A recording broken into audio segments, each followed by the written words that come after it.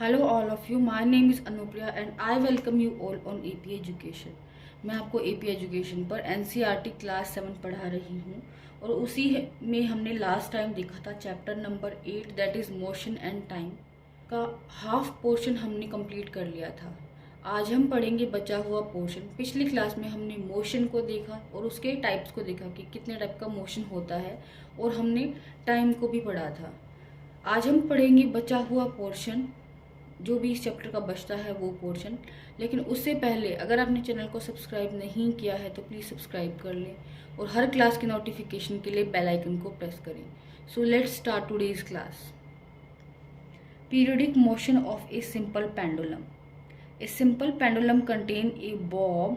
It is a metallic ball or a stone which is suspended from a rigid stand with the help of thread. Simple pendulum क्या होता है? ये एक metal का Bob जो है और धागे से लटका हुआ अगर होगा किसी भी रिजिड बॉडी से धागे से लटका हुआ एक मेटल का बॉल जो होता है उसी को हम सिंपल पेंडुलम बोलते हैं। ये टू एंड फ्रो मोशन कर सकता है। इस तरह से ये धागे से लटका हुआ बॉब जो है एक बार इधर जाएगा और एक बार इधर जाएगा, उसको हम क्या बोल देते हैं? ऑसिलेटरी मोशन बोल देते हैं। नाउ नेक्स्ट है oscillatory motion. Oscillatory motion, the to and fro motion of pendulum is called oscillatory motion. To and fro motion होगा अगर पेंडुलम का तो इसी को हम क्या बोल देंगे कि ऑसिलेटरी मोशन हो रहा है। The bob of pendulum does move from the centre of pendulum to extreme position on the other sides. Bob जो है पेंडुलम का वो क्या करता है? मोशन करेगा और यहाँ पे भी एक्सट्रीम साइड में, मतलब जहाँ तक वो जा सकता है वहाँ तक जाएगा, फिर ऐसे आकर के मीन पोजीशन पे आकर के फिर इधर जाता है। तो इस तरह से जो मोशन होता है that is to and fro motion, उसको हम ऑसिलेटरी मोशन बोलते हैं। Oscillation, when the bob moves from its center to extreme ends it is said to complete one oscillation। जब बॉब जो है वो सेंटर से एक्सट्रीम पोजीशन पे जा रहा है फिर वापस आ रहा है तो इसी फिर मिड पोजीशन पे जब वो आ जाएगा इसको हम क्या बोलते हैं कि ये कंप्लीट एक ऑसिलेशन है। जब बॉब जो है सेंटर से अपनी एक्सट्रीम पोजीशन के ऊपर जा रहा है उसी को हम कंप्लीट एक ऑसिलेशन बोलते हैं। Time period, time taken by pendulum bob to complete one oscillation is called its time period। Bob को एक कंप्लीट ऑसिलेशन करने में जितना टाइम लग रहा होता है उसी को हम टाइम पीरियड बोलेंगे।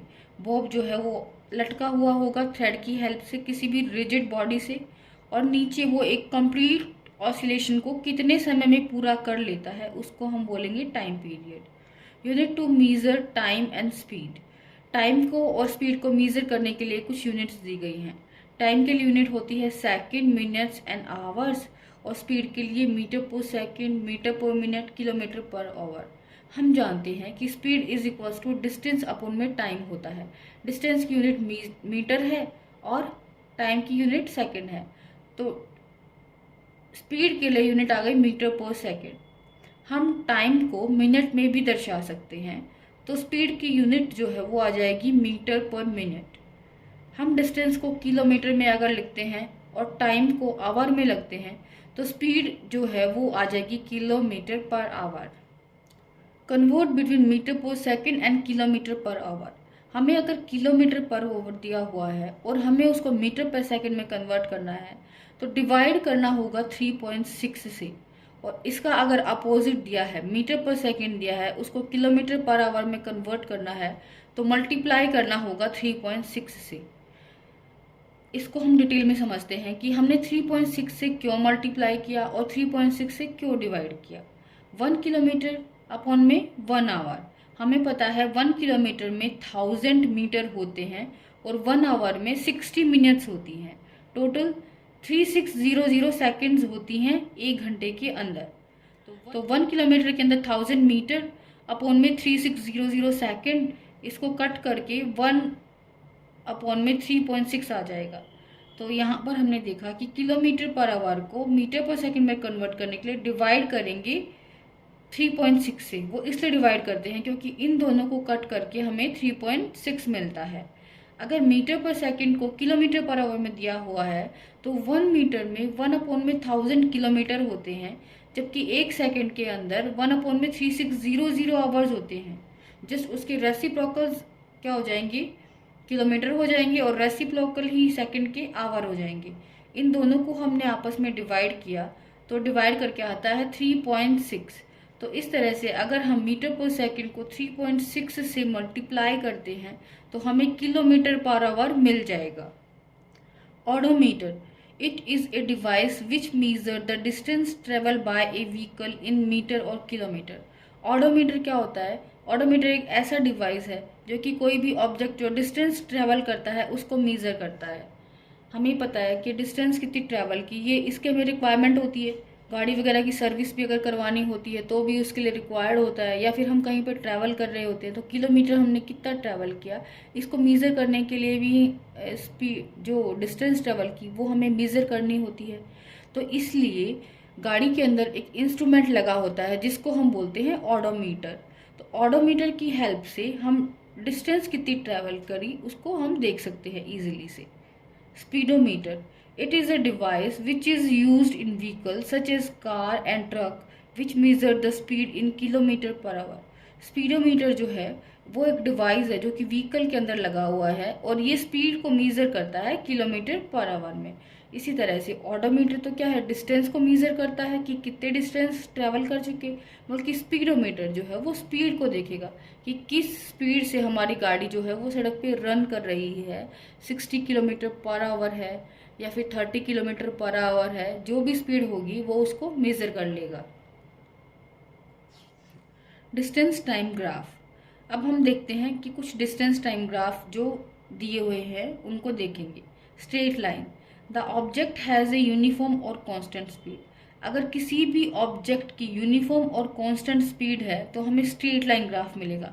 मान लो एक ऑब्जेक्ट ने 1 आवर में 1 किलोमीटर दूरी तय की, 2 आवर में 2 किलोमीटर, 3 आवर में 3 किलोमीटर, 4 आवर में 4 किलोमीटर एंड 5 आवर में 5 किलोमीटर। जैसे यहाँ पर दिया हुआ है 1 hour 1 kilometre, 2 hour 2 kilometre, 3 hour 3 kilometre, 4 hour 4 kilometre and 5 hour 5 kilometre and so on. आगे भी वो इसी तरह से दूरी तय कर रहा है।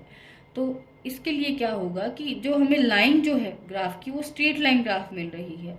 अगर कोई ऑब्जेक्ट यूनिफॉर्म और कांस्टेंट स्पीड से ट्रेवल करता है तो उसे उसकी हमें डिस्टेंस टाइम ग्राफ की जो लाइन जो होगी वो स्ट्रेट लाइन मिलेगी। अब इन दोनों ग्राफ में क्या डिफरेंस है, इसमें क्या है कि टाइम जो है वो कम लगा है जबकि डिस्टेंस जो होगी वो ज़्यादा ट्रैवल कर ली है। इसमें क्या है कि टाइम और डिस्टेंस बराबर हैं। तो इस तरह से यूनिफॉर्म और कांस्टेंट स्पीड के भी दो ग्राफ हो सकते हैं, या फिर बहुत सारे ग्राफ हो सकते हैं। हम कहेंगे अगर कोई भी ऑब्जेक्ट जो है कम टाइम में अगर ज़्यादा दूरी तय कर लेता है तो ये ग्राफ हो जाएगा, वो बराबर समय में बराबर दूरी तय करता है तो उसके लिए ये ग्राफ हो जाएगा। अगर हम एक और ग्राफ बना दें इधर तो मतलब उसने इतने समय में इतनी दूरी तय की। तो इस तरह से लाइन जो होगी वो कहीं भी हो सकती है, depend upon the time taken by object and in that time distance covered by that object. Parallel to time axis, it is stationary object not moving. अब पैरेलल ग्राफ कब आएगा, जब ऑब्जेक्ट स्टेशनरी है, वो मूव ही नहीं कर रहा है। भाई कोई डिस्टेंस ही ट्रेवल नहीं कर रहा, वो टाइम तो बढ़ता जा रहा है, टाइम कभी रुकता नहीं है, लेकिन उसकी डिस्टेंस जो है उसने कोई डिस्टेंस ही ट्रेवल नहीं की। तो हमारा ग्राफ जो है वो पैरेलल टू टाइम एक्सिस और स्ट्रेट लाइन ग्राफ होगा। अब इसमें क्या है कि पहले डिस्टेंस कुछ ट्रैवल की ऑब्जेक्ट ने, फिर वो स्टेशनरी रहा, फिर दोबारा से अपनी मेन पोजीशन पर आ गया। जैसे आप लोग स्कूल जाते हैं, अगर स्कूल जाते हैं या ऑफिस जाते हैं तो पहले हम घर से ऑफिस गए, फिर स्टेशनरी रहे वहाँ पर ऑफिस में, फिर दोबारा घर पे आ गए रिटर्न करके। तो उसका ये एग्जाम्पल हो सकता है। कर्व शेप ग्राफ हमें कब मिलता है, जब the object has a non uniform speed. जब ऑब्जेक्ट की स्पीड जो होगी वो नॉन यूनिफॉर्म होगी तब हमें कर्व शेप ग्राफ मिलेगा। डिस्टेंस टाइम का ग्राफ जो होगी कर्व उसकी ऐसे भी हो सकती है और ऐसे भी हो सकती है। अब यहाँ पर क्या है, यहाँ पर टाइम जो है वो इतना ही लगा है और डिस्टेंस जो है वो ज़्यादा ट्रैवल कर ली गई है, मतलब ऑब्जेक्ट की स्पीड जो है वो फास्टर है, बल्कि यहाँ पे टाइम ज़्यादा लग गया है इन दोनों पोजीशंस के बीच में, और डिस्टेंस जो है वो इतनी ही ट्रेवल की गई है, मतलब ऑब्जेक्ट की स्पीड जो है वो स्लोअर है। इसी तरह से अगर ऑब्जेक्ट की नॉन यूनिफॉर्म स्पीड होती है तो भी हमें दो तरह के ग्राफ मिल सकते हैं। एक तो स्पीड फास्टर अगर है उसके लिए, स्पीड स्लोअर अगर है उसके लिए, और इसमें क्या मिलेगा, हमें कर्व शेप ग्राफ मिलता है। अगर नॉन यूनिफॉर्म स्पीड है तो हमें स्ट्रेट लाइन ग्राफ नहीं मिलेगा। To find the speed of the distance time graph, अब डिस्टेंस टाइम ग्राफ से स्पीड कैसे फाइंड आउट करेंगे। डिस्टेंस दी गई है, हमें टाइम दिया गया है, तो हम स्पीड जो है वो इजीली निकाल सकते हैं। इस तरह के ग्राफ में अगर 10 किलोमीटर डिस्टेंस उसने ट्रैवल की है, 10 आवर में की है, तो हम बोल सकते हैं कि 1 किलोमीटर पर आवर उसकी स्पीड हो जाएगी। और अगर इस तरह का ग्राफ अगर हमें दिया हुआ है तो हमें क्या करना पड़ेगा, स्पीड निकालने के लिए फाइनल पोजीशन ऑफ ऑब्जेक्ट अगर हमें यहाँ पर उसकी स्पीड निकालनी है तो हम देखेंगे उसका फाइनल पोजीशन ऑब्जेक्ट का कहाँ है, माइनस में उसकी इनिशियल पोजीशन को हम माइनस करेंगे और अपन में टोटल टाइम टेकन अगर कर देंगे तो हमें उसकी स्पीड आ जाएगी। और फाइनल पोजीशन ऑफ ऑब्जेक्ट जो होगी वो ये है, इनिशियल पोजीशन ऑफ ऑब्जेक्ट ये है। अगर इन दोनों को हम माइनस करके अपन में टोटल टाइम टेकन लेते हैं, इतना सा टाइम जो ये दूरी तय करने में लगा, तो उसकी स्पीड आ जाएगी। The speed of distance time graph can be calculated by the slope of graph. Speed जो है डिस्टेंस टाइम ग्राफ की वो इस स्लोप से भी निकाली जा सकती है। The steeper the slope of graph the more is speed. जितना ज़्यादा स्टीपर ग्राफ होगा उतनी ज़्यादा मोर स्पीड होगी, उतनी ज़्यादा उसकी स्पीड होगी। जैसे कि ये वाला ग्राफ जो है इसमें इतनी जो डिस्टेंस जो है उसने ट्रैवल कर ली है, जबकि उसको टाइम कितना लगा है, इतना ही टाइम लगा है, उसमें इतनी डिस्टेंस ट्रैवल कर ली है, उसने ज़्यादा डिस्टेंस ट्रैवल कर ली। सेकंड वाले ग्राफ ने उसमें डिस्टेंस तो ट्रैवल कम की है और टाइम ज़्यादा लग गया है। तो हम बोल सकते हैं second one object is slower and first one is that is a जो है वो फास्टर है, क्योंकि उसकी स्पीड ज़्यादा है तो वो फास्टर है, उसकी स्पीड हाइयर है, और ऑब्जेक्ट बी जो है उसकी स्पीड स्लोअर है। So this was all about today's class. I hope आपको मोशन एंड टाइम वाला चैप्टर जो है वो अच्छे से समझ आ गया होगा।